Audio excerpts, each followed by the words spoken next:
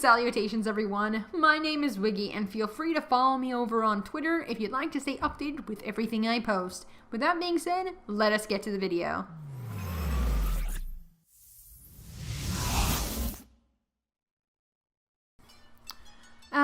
Onigiri. It's been quite a while since I've been back to this unique anime MMORPG.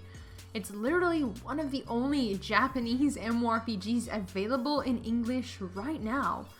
Which that alone makes it unique, but its gameplay style, skill system, world, and story are what really sets this game apart from the rest of the MMORPGs out there. So I thought I would go back into this MMORPG and find out whether or not it's worth playing right now for a new player. So let's get to this. Onigiri is set in ancient Japan, one where humans and non-humans such as Oni and yokai coexist. So in essence a fantasy version of ancient Japan. And for those of you unaware of Japanese folklore or Japanese words in general, Oni means demon and yokai are in essence ghosts or spirits. Having played Onigiri till level 57, which to be fair isn't that high as you can pass level 130, still a noob. But this is of course the level cap for the PC version of Onigiri. The Xbox One and PlayStation 4 players have their own servers and level caps. And yes, there is no cross-play, so unfortunately if you play on Xbox One or PlayStation 4, you will only play with those of the same console.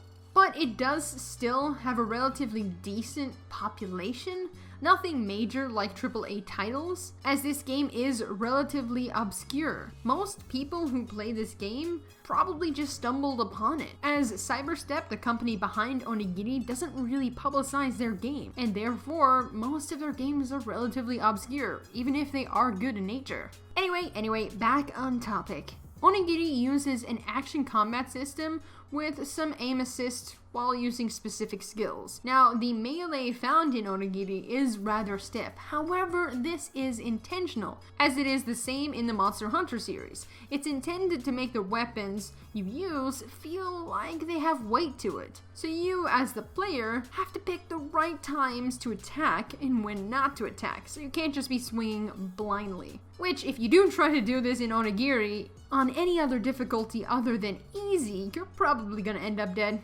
Just gonna tell you right now, you're gonna end up dead.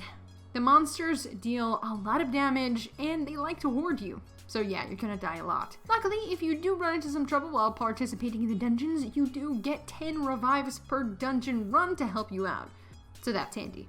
Onigiri doesn't use a traditional class system. Instead, it uses a weapon system, which some games have utilized in the past. Each weapon in Onigiri has its own ranks, with rank determining its weapon strength and what skills and how many skills are attached to it. Yes, you don't actually get to pick what skills you learn. Instead, you have RNG skills attached to the weapons that are dropped in the dungeons or bosses. So whilst you may have a strong weapon, it may not have the skills you like on it, which definitely makes you have to repeat dungeons or keep finding specific monsters in order to try and get that weapon, that perfect weapon you want. But this is something that I find enjoyable about the game. Besides this, you can actually equip 4 different weapons at one given time, and you can swap between them when necessary, and it will be necessary, as your weapons lose 1 durability per melee or skill use. So swapping weapons is ideal unless you want to attack yokai with a broken weapon, which you really shouldn't be doing.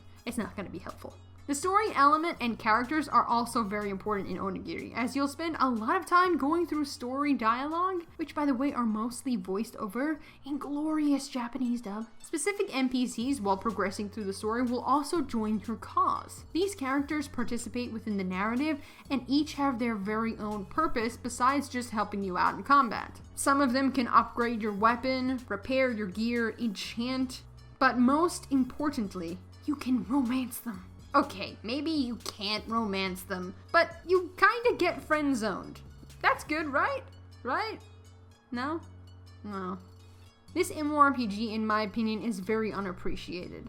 Everything about this game feels high quality, but I will point out that it can be quite slow at times, and the bleak yet somewhat repetitive terrain can be off-putting to new players that like more vibrant vistas, especially with the lack of variation in terms of character customization, as the player character doesn't get new armor whilst leveling like you would in most MMORPGs. Instead you get a Magatama that alters your statistics, which is helpful, yeah, but sometimes you just want an outfit change that isn't really difficult to get. All in all, Onigiri is definitely worth playing in my opinion, especially if you like action MMORPGs or anime MMORPGs. This game may not appeal to everyone, but I do feel it is well worth at least trying out once. It starts off slow, but it does get better, especially when you make it to the harder bosses. That is when it truly shines. With all of this being said, what do you guys think of Onigiri? Anyway, thank you for watching guys, and have a good day, night, or afternoon wherever it is where you are, and I'll be seeing you guys next time. 染められて望みのままに口づけくらいじゃ足りないもん